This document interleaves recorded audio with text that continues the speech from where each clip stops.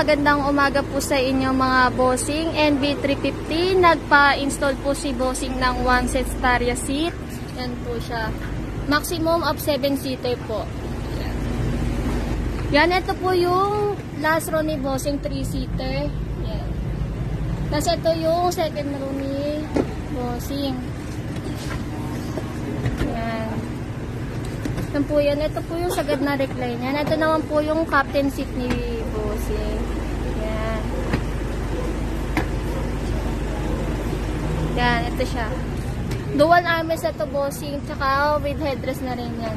Nagpakabit rin po si bossing ng full mating.